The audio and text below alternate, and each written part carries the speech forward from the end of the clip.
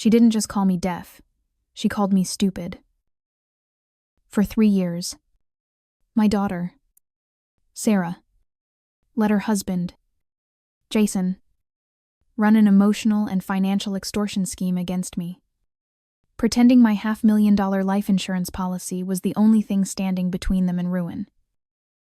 Jason, a man whose entire financial life was built on $200,000 in bad debt and arrogant assumptions, thought because my hearing faded, my mind followed suit. He thought because I was quiet, I was weak.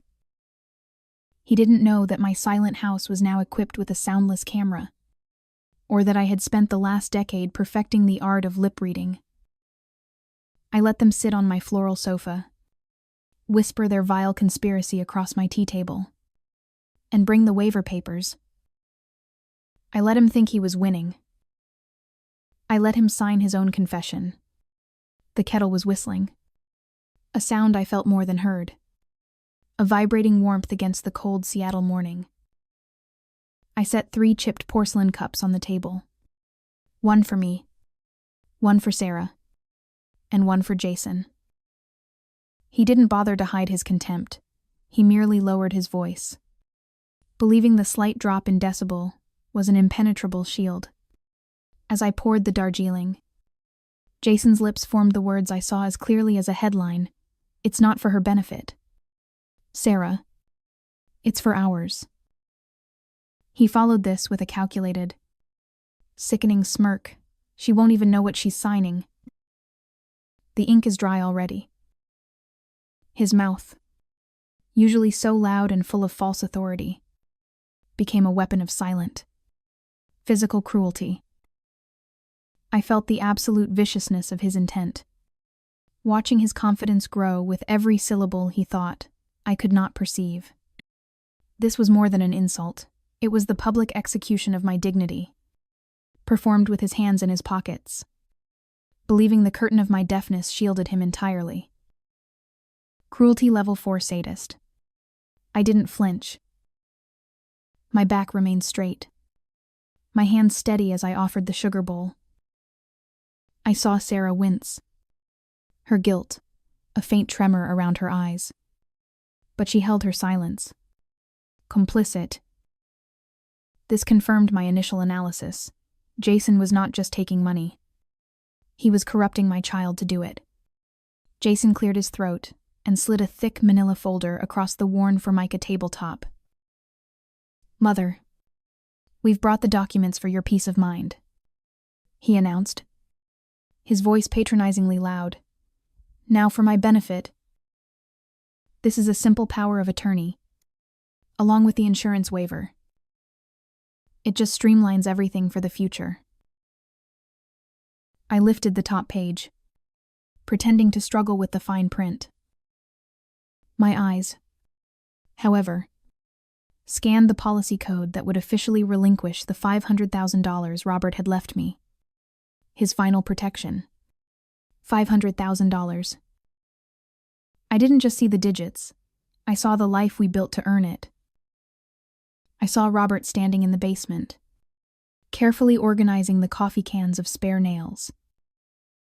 I saw him measuring twice, cutting once, denying himself a new coat for 15 years so that money could grow. This money was not cold cash. It was the 40 years of discipline and sacrifice that defined my late husband's entire life, secured in the trust he had called my armor. Jason was attempting to use Robert's own careful planning, a legacy of thrift, to fund his reckless debt. This betrayal was an attack on Robert's memory itself. He only cares about the number. I care about the principle. This man is attacking the one thing Robert gave me that was pure protection. Cruelty level 9, legacy destroyer. I let the moment stretch, enduring the heavy silence. But my internal thoughts were a cold ledger of facts. The tea was too hot, but the silence between the 3 of us was colder. I placed my index finger on the section of the document that waived the insurance policy. I don't understand this part. Dear, I said, looking directly at Jason. This seems Complicated. I should show this to Michael before I sign.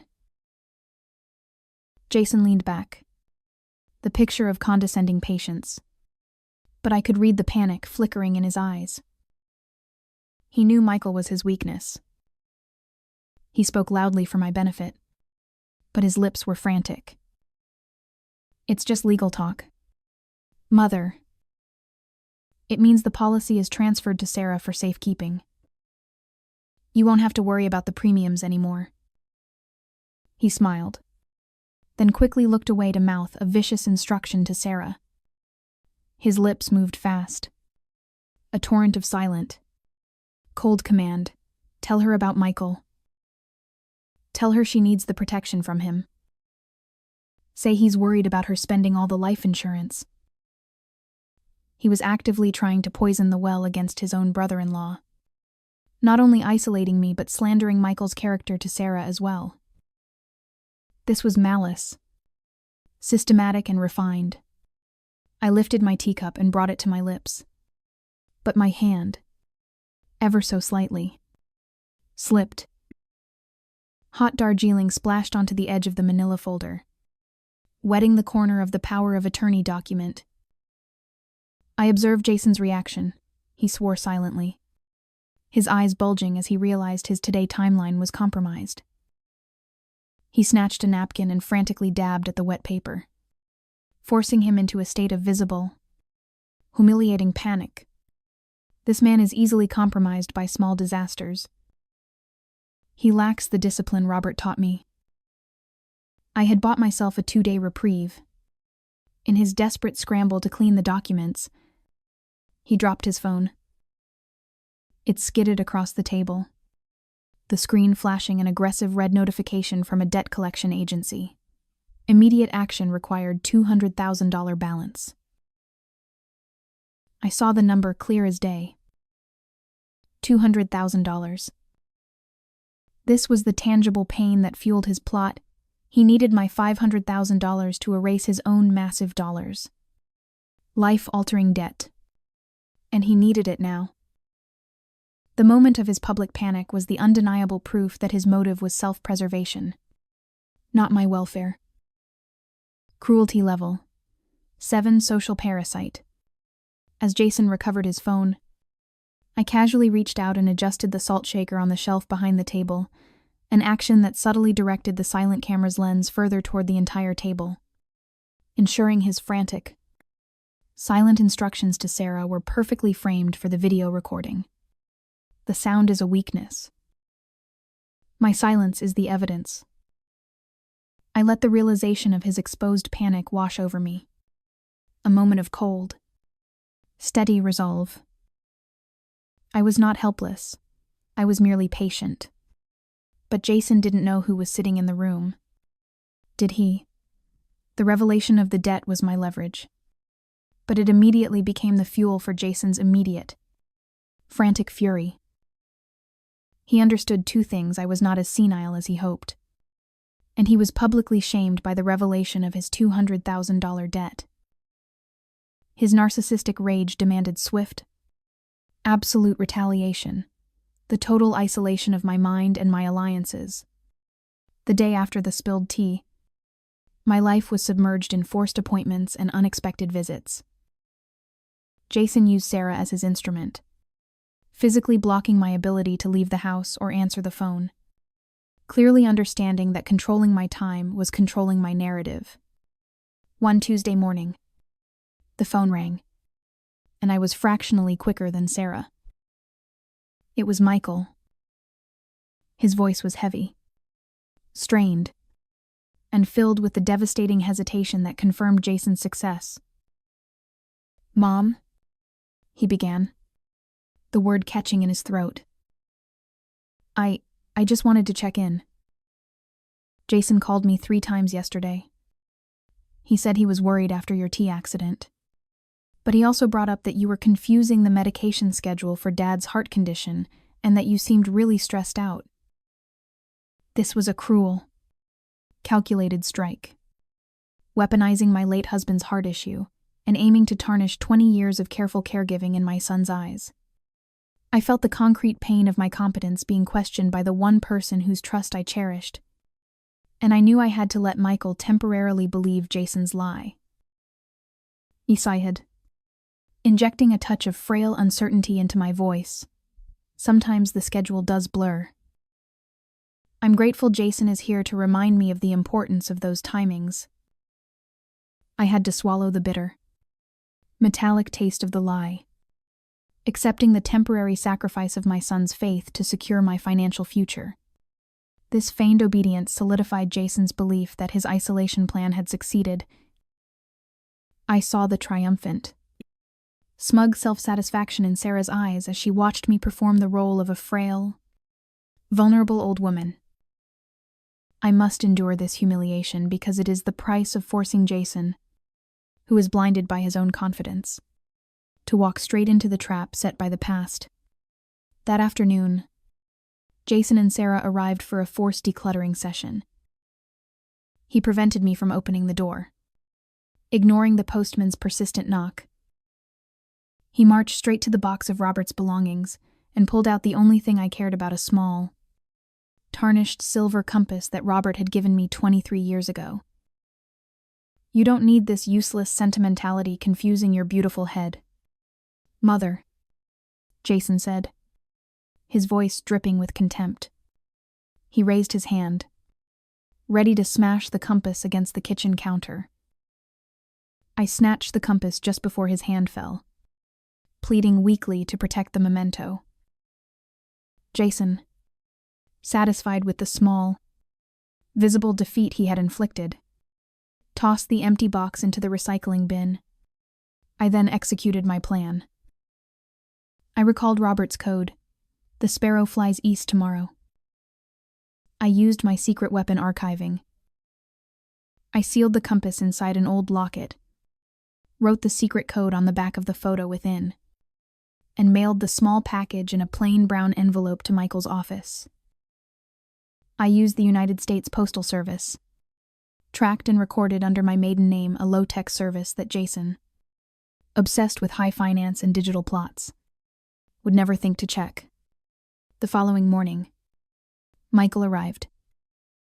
He held the locket, his thumb tracing the edges. His eyes finally cleared of the suffocating doubt. "Mom," he said, his voice quiet, steadying. "I think I need to talk to David Lawson about some estate matters. For myself. Could you give me the number for that lawyer?" I nodded. Maintaining the appearance of mild confusion, I watched him input the number, his posture visibly straightening as he realized his mother was not a victim, but the architect of her own defense. The payoff was instant, silent, and invisible to Jason. Michael's call to David Lawson immediately undermined Jason's entire isolation campaign. Jason will now mistake Michael's silence as his own victory, which will encourage him to escalate the next financial pressure, targeting the biggest family asset, the sailboat. How could I possibly defend the biggest, most visible piece of family memory, Robert's old sailboat? The Wanderer, from a man so desperate he would sink it just to spite me. Jason wasted no time reacting to his failure to isolate me. He mistook Michael's calculated silence for submission, and this miscalculation fueled his arrogance. He needed cash, and he needed it immediately to stop the lien on his home. His next step was to escalate from a financial scheme to a direct, visible attack on the biggest physical legacy. Robert left me the sailboat, the Wanderer. The boat was worth approximately $70,000. A number Jason believed was large enough to extinguish the small financial fire raging under his feet. He sent a public text message to Sarah, Michael, and me, announcing his intended sale. "I have found a buyer for the Wanderer. We can finally get rid of that costly scrap metal. I will close the deal on Friday." Scrap metal. The deliberate insult to Robert's 30 years of quiet joy. The tangible disrespect for the place where Robert taught Michael to tie knots. inflicted a sharp, cold pain. But pain was now my focus. I knew Jason would only see the large solution for his large problem. He would never look at the tiny, tedious details. My counterattack was not emotional. It was archival. I retrieved the rust-pocked steel filing cabinet Robert had given me when I first started bookkeeping. Inside were my weapons' leather-bound ledgers and carefully organized sheaves of receipts. I was not just a bookkeeper. I was an archivist of quiet domestic truth. Jason had managed the Wanderer for the last 2 years, refusing to pay necessary maintenance bills and scoffing at the unnecessary costs. Using my precise bookkeeping skills, I meticulously itemized every invoice, every receipt that documented his neglect and my secret payments. I totaled the anti-fouling paint that was 18 months overdue, the engine repair for $5,200 I paid from my emergency fund, and the accumulating mortgage fees that were technically my responsibility. I calculated the total cost of his negligence and my silent maintenance payments to be $48,750. This figure was the tangible proof of his moral and financial failure. I called David Lawson, my attorney, not to stop the sale, but to act on my ledgers. David, I instructed calmly, I want you to file a lien on the Wanderer. Set the total claim amount at $75,000. This figure included my maintenance payments and the remaining value of the original family loan Robert had assigned to me. This was the brilliant, quiet trap. The Wanderer was only appraised at $70,000. My lien was $75,000. The boat was now a negative asset that could not legally be sold. On Friday, I sat in the living room, drinking Darjeeling. The only sound, the quiet tick of the clock. At 10:45 a.m., Jason's phone rang. He was standing next to Sarah, beaming, ready to announce his financial salvation. He listened. His triumphant smile dissolved into a mask of pure shock. The title company informed him the transaction was halted. There is a public lien filed. The required payoff amount is $75,000. It must be settled before the transfer of ownership can proceed. Jason threw the phone onto the sofa, his eyes blazing with shock and utter despair. The payoff was instant and painful. Jason realized the sailboat was not a solution, but a perfect financial trap. He had to pay $75,000 to recoup $70,000. And he had to acknowledge that his laziness and contempt for maintenance had enabled the lien. He looked at me, his gaze screaming, "You knew." I simply smiled, a quiet, peaceful smile, and raised my teacup.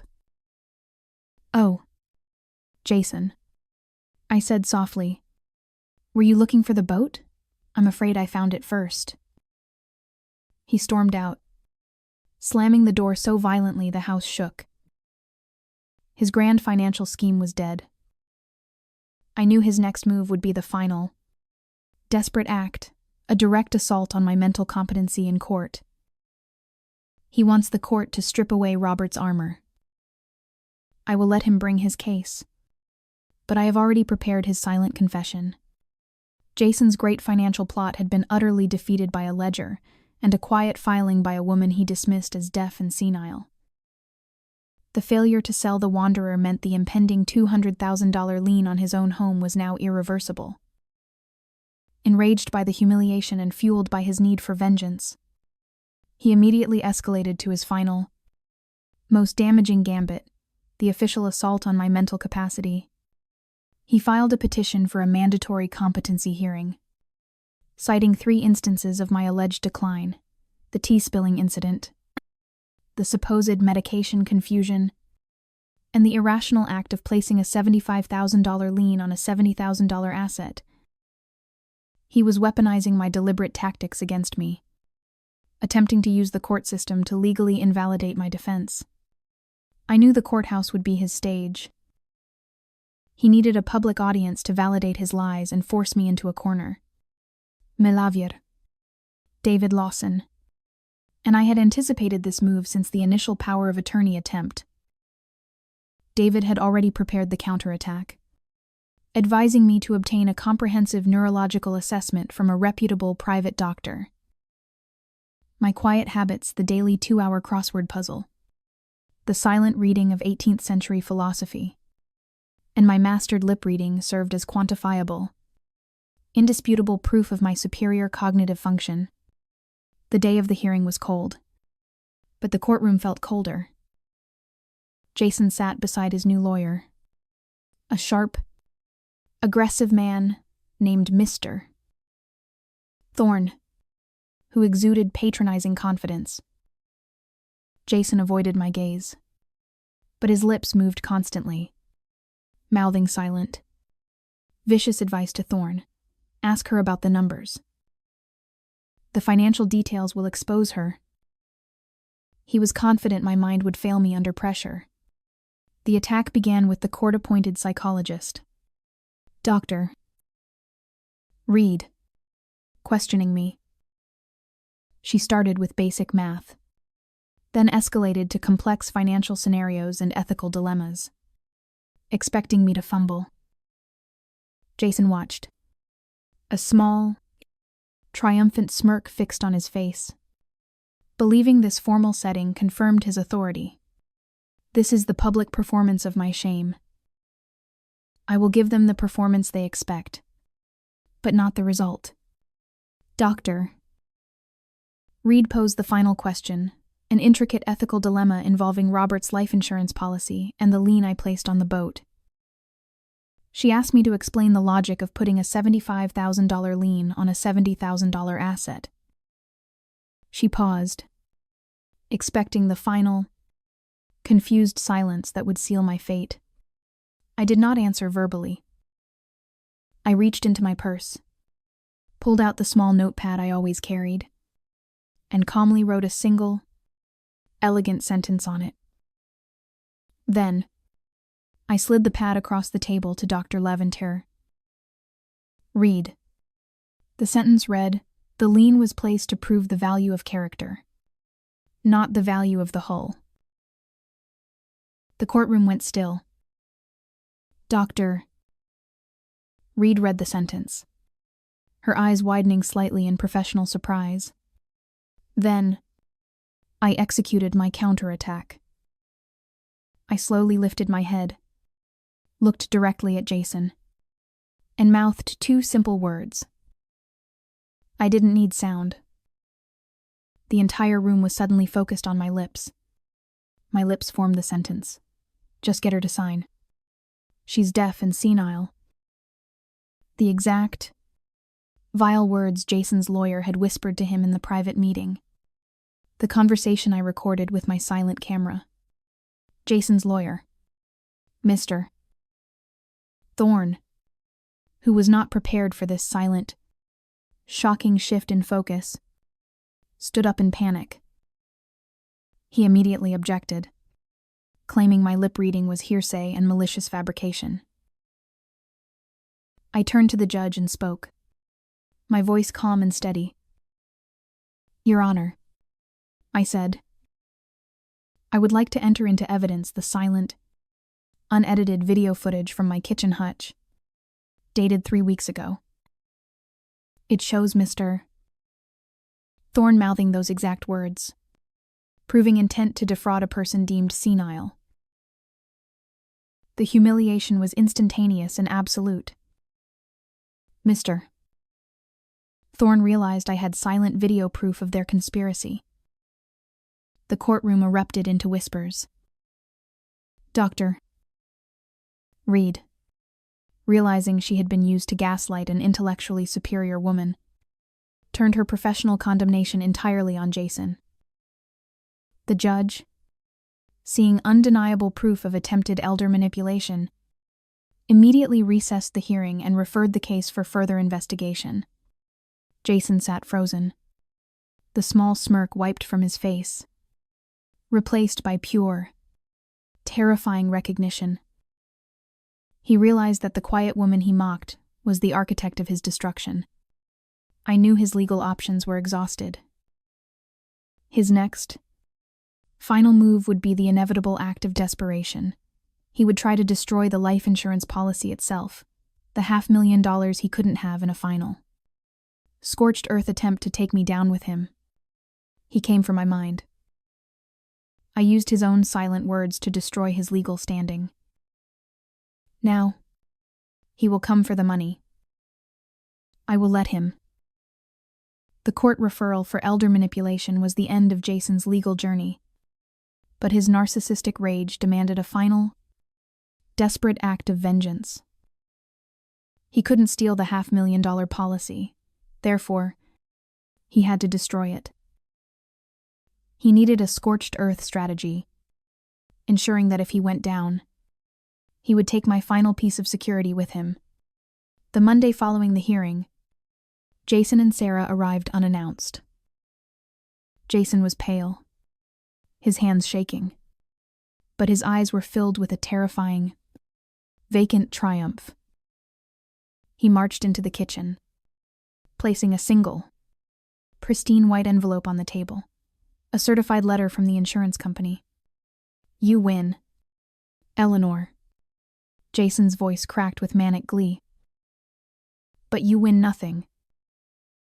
I was named co-trustee of the policy before Robert passed. I used my co-trustee authority to initiate a full surrender of the policy. The cash value is being dispersed, and the policy will be voided in 48 hours. There is no inheritance, no future, and no protection. You get nothing." He mouthed the final insult to Sarah. "She's officially broke and alone." This was the apparent loss. Jason believed he had used his last, hidden piece of leverage, the co-trustee status, to destroy the financial legacy. He expected me to collapse, to scream, or to beg. He expected me to confirm his victory. I had anticipated the scorched earth move. Milavier, David Lawson, and I had quietly prepared the final, inescapable trap 3 weeks ago, right after the boat lien was filed. David knew Jason would attack the policy itself. I did not touch the certified envelope. I calmly reached into the hutch and pulled out the small, blue-bound folder that David had prepared, the same kind of folder Robert had used for his original documents. I slid it across the table toward Sarah. "Read this, dear," I said softly, my voice level. Sarah's trembling hands opened the folder. Inside was a single, notarized document dated 3 weeks ago. It was the final change of beneficiary document, signed by me. This was the situational smart logic. When Robert named Jason co-trustee years ago, he included an elder protection clause that Jason, in his arrogance, had never bothered to read. The clause stated that in the event of any documented financial fraud or attempted manipulation, my original right as the primary beneficiary was instantly restored, and I had the power to change the beneficiary unilaterally. Furthermore, David had filed a notice of adverse claim against the policy, citing Jason's attempted POA fraud and the boat lien as evidence of hostile financial intent. Sarah's eyes scanned the document, then widened with sickening realization. She read the final line aloud. "Any attempt by the co-trustee to surrender, assign, or destroy this policy shall constitute an act of elder financial abuse and automatically trigger the policy's elder protection clause, resulting in the immediate revocation of co-trustee status and the permanent assignment of the policy's full death benefit to Michael Hayes." The twist was total. Jason's attempt to surrender the policy did not destroy it. It automatically voided his co-trustee status and transferred the entire $500,000 benefit to Michael, placing the money permanently beyond Jason's reach. Jason stared at the document, his mind failing to process the complex financial logic. "No," he choked out, standing up. "No. I'm the co-trustee. That's illegal." I finally spoke to him directly, my voice firm. "Your co-trustee status, Jason, was conditional upon your good faith. Your final act of malice was the final act of documentation. Your signature on the surrender form, Jason, was the signature on your own financial execution. The payoff total destruction was absolute." Sarah looked at Jason, then back at the document. She saw her father's love for her brother and her husband's monstrous, documented greed. She stood up, her face drained of color, and looked at Jason with utter finality. "I want a divorce," she whispered, her voice barely audible. "I want him to pay for what he's done to both of you." Jason let out a guttural scream, a terrifying, silent sound in my kitchen. He ran to the silent camera in the hutch, shaking his fist at the lens, raging against the one thing he couldn't hear. He stormed out of the house and drove away alone, ruined and destroyed by his own desperation. I did not chase him. I did not speak. I only looked at Sarah. He came for the money. I told her quietly. But he left behind the truth. Your father's armor still fits. I knew the battle was over. The house, suddenly quiet again, felt lighter. I had kept the legacy, protected my son, and secured my dignity. I reached into the cupboard and pulled out 2 chipped porcelain cups. I poured myself a cup of Darjeeling and placed the other cup gently across the table for Robert's memory. The house was finally quiet. The only sound was the peaceful tick of the clock. I would not shout. I would not cry. My victory was in the silent knowledge that I was safe.